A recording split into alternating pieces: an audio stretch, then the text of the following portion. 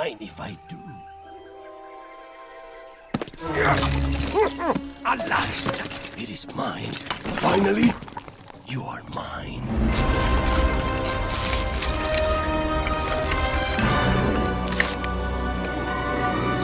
All right, let's do this. Bare knuckles.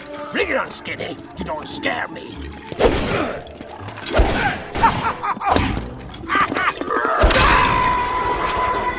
Yo, you can't just spawn phones everywhere without defending. Now I have to defend, while the enemy rapes us, spamming us with a bunch of fuck my balls. Is that all you got?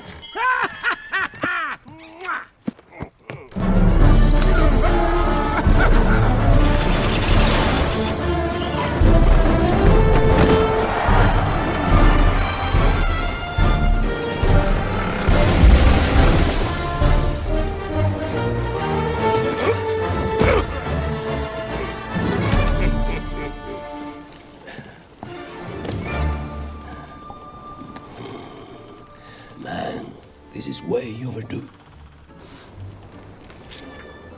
Once upon a time, under the sea, there was a little town called Tower Battles. And welcome back to Inside Roblox. This is a part 3 in our deep dive series where we go into the forgotten, the underrated, or perhaps downright bizarre games on Roblox. If you haven't watched the first 2 episodes yet, don't worry, you can spunk in right here. But I highly recommend checking them out. Today, we're putting on our galaxy brains, and we're going to dive in headfirst into a genre that's equal parts tragedy, chaos, and procrastination heaven. Tower defense games. Do you remember the last time you logged into Roblox, scrolling through the homepage in search of a game to pass the time because you were so damn bored?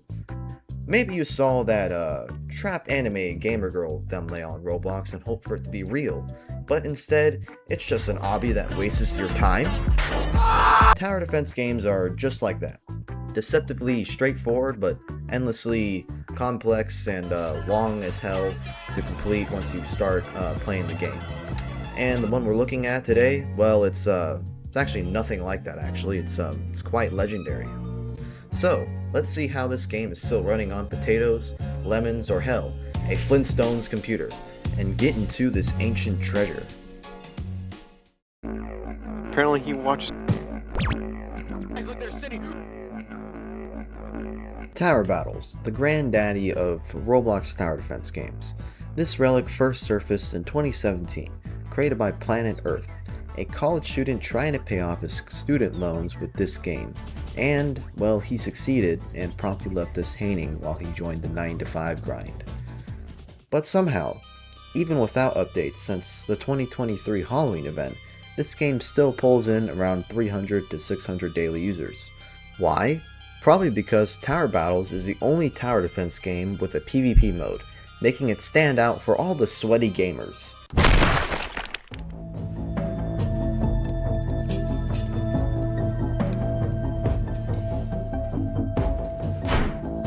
Das war ein Befehl! Its community might just be running on the same copium that TF2 players used to run on, hoping for an update or some official remastered version. But let's not get ahead of ourselves. If you've been alive for more than 5 years of your life, I don't have to explain how tower defense games are just the most ultimate time sink. Once you play tower defense for more than a day, you'll end up just staring at your computer for the next day as the hours pass and ask, what am I doing with my life?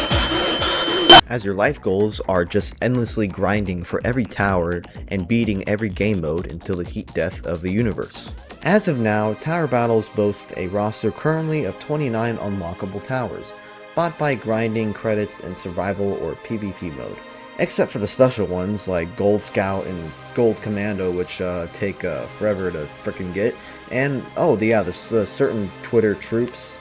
Oh, and let's not forget the Halloween 2023 exclusives like Graveyard and Hollow Boomer, in which you can only unlock with candy from beating a hard-ass game mode that literally took me 10 tries to the point where I had to find a damn tutorial on how to beat this thing multiple times, by the way.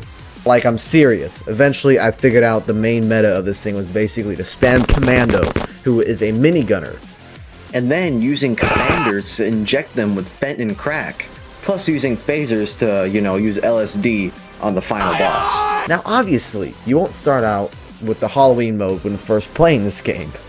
The easiest way to earn credits is through the survival game mode, which is the main mode of all tower defense games. For beginners, you start out with only Scout, which is a guy just holding a pistol. Now, of course, I mentioned earlier, Tower Battles isn't just another tower defense game. It's the only one on Roblox with the PvP mode. This means big brain strategies and high stakes mind games.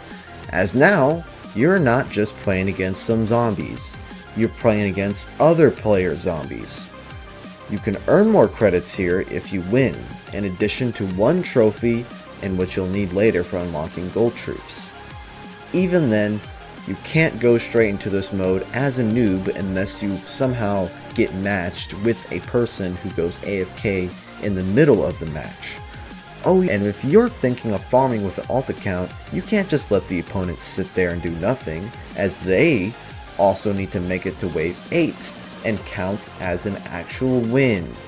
Not doing this only gives a technical win, only giving you a measly 30 credits, so just keep that in mind.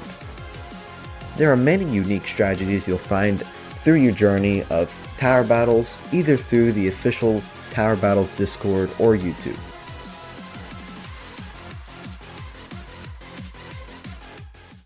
Now that I've introduced you to Tower Battles on Roblox, you may be wondering, are all the tower defense games on Roblox the same?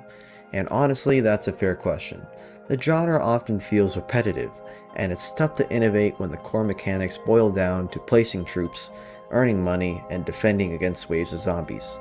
The gameplay loop is predictable: survive, adapt, and upgrade, rinse and repeat. But here's the thing. Tower defense games on Roblox face a significant challenge. How do you keep the game fresh after release when the basics never change? Most of these games struggle with this problem to stand out. Take Tower Defense Simulator for example. With over 4 billion visits, it's one of Roblox's top games. It's pretty polished, boasts 6 survival game modes with more occasional events, feels easy to play, and has wide variety of towers with their many skins. But despite the variety, players often complain about how the progression system works, with each new update changing towers drastically or causing bugs to the point where it can feel unplayable for some people. But at least some get patched within a day or so. Still, there are many bugs out there that cause problems. I will say that the survival game modes are fun to complete, especially with some friends, but it takes quite a while to beat some of the later game modes like Frost or Hardcore mode, because the optimal towers for them are quite expensive.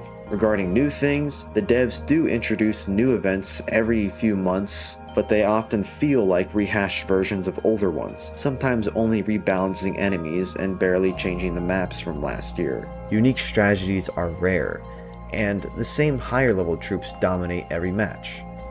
Now, Tower Defense did have a recent return of PvP, but the reaction has been mixed.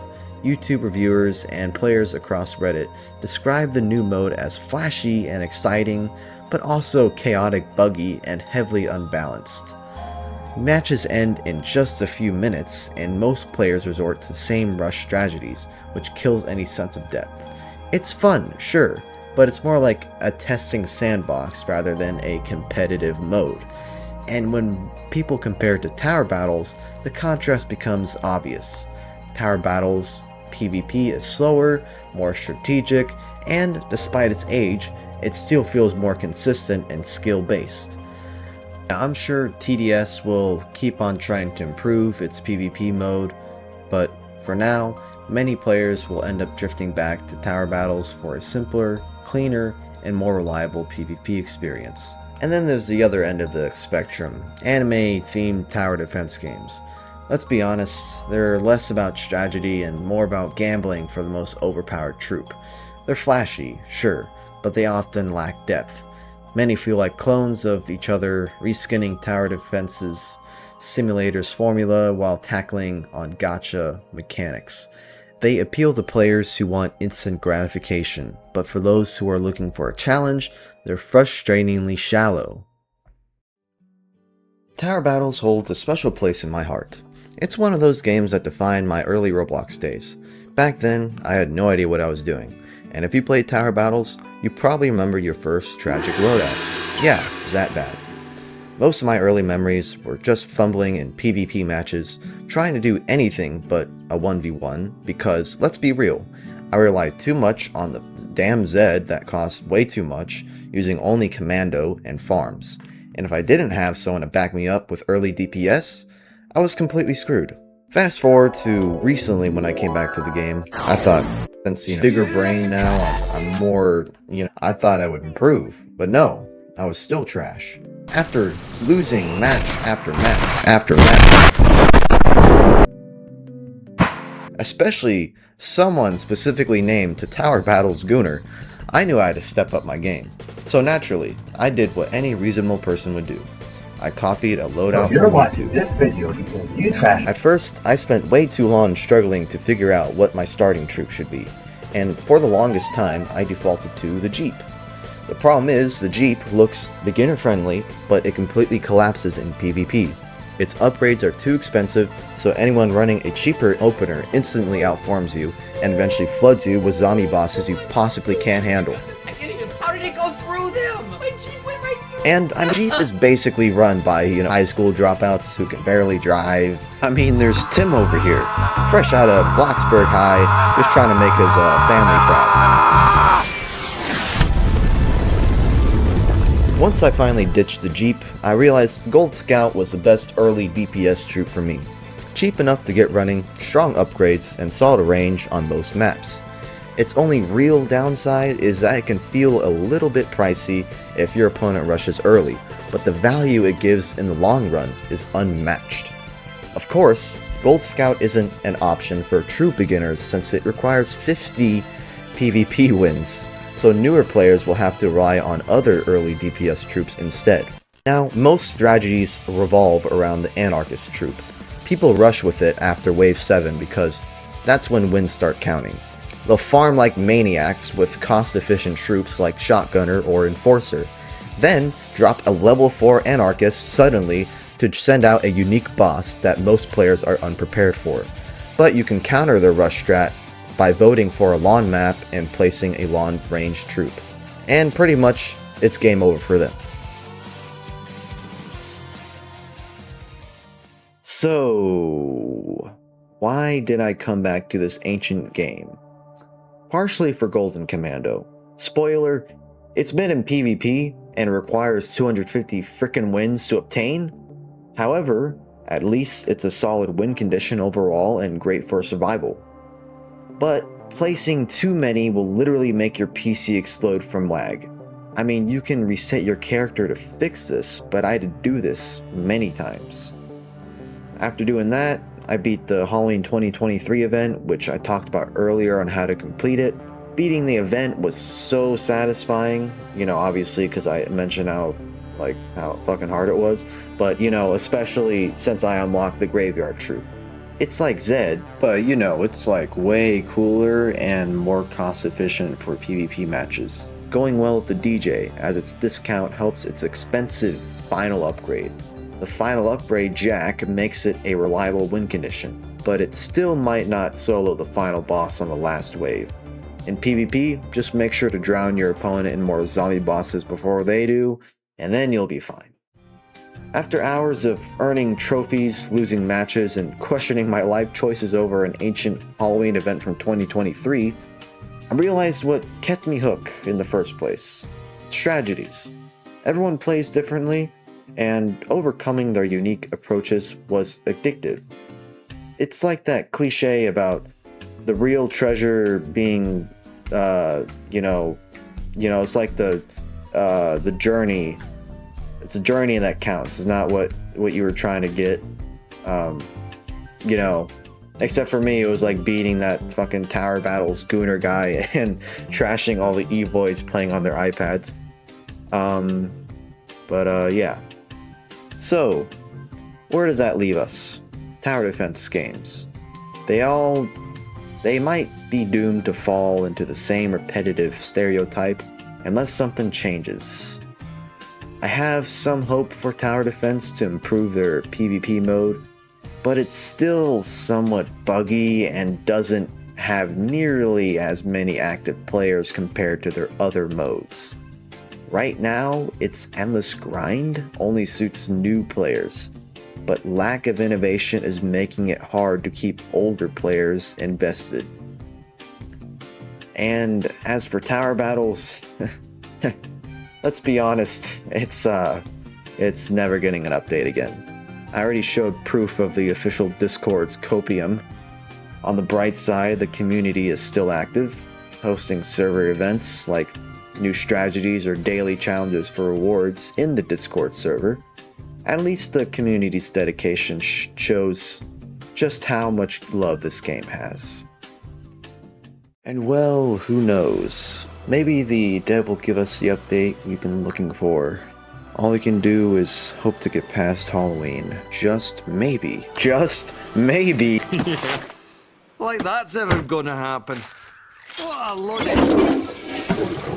Somebody... Hey guys, I hope you enjoyed the video. I still do really hope that Tower Battles does get an update, because you know the community is begging for it. Oh well. On a final note, regarding me, I know it's just been over a year since Daddy. I last posted, really but you know, mainly due to college backshotting me. But you know, I just wanted to get this video out because you know there was a lot of effort that went into it, you know, in the past, and I owe my friends to post it because you know they actually enjoy some of them. But you know, hey, if you made it to this point, it'd be nice if you liked and subscribed, of course, you know. But yeah, I can guarantee you that I will keep making videos like these. Although I know the Roblox situation has gotten bad with removing a lot of features that made it great. And you know, let me just rant here for a second. In the first place, I don't know why they removed the chat and the classic faces. There's no reason for that. And they put chat behind a verification wall. Like, there's a slew of technical problems with it, on top of being a breach of privacy, as Roblox has had a history of not dealing with moderation well, completely relying on AI 99% of the time, which is a whole nother rabbit hole. I hope in the future Roblox will either remove this restriction for all ages and probably only have this mandatory for those 18 plus Gunner users if they want to implement this system still. Anyway, yeah, that's my rant on the Roblox situation. Remember to keep your data safe and don't give your ID to corporations who have a bad reputation. Adios.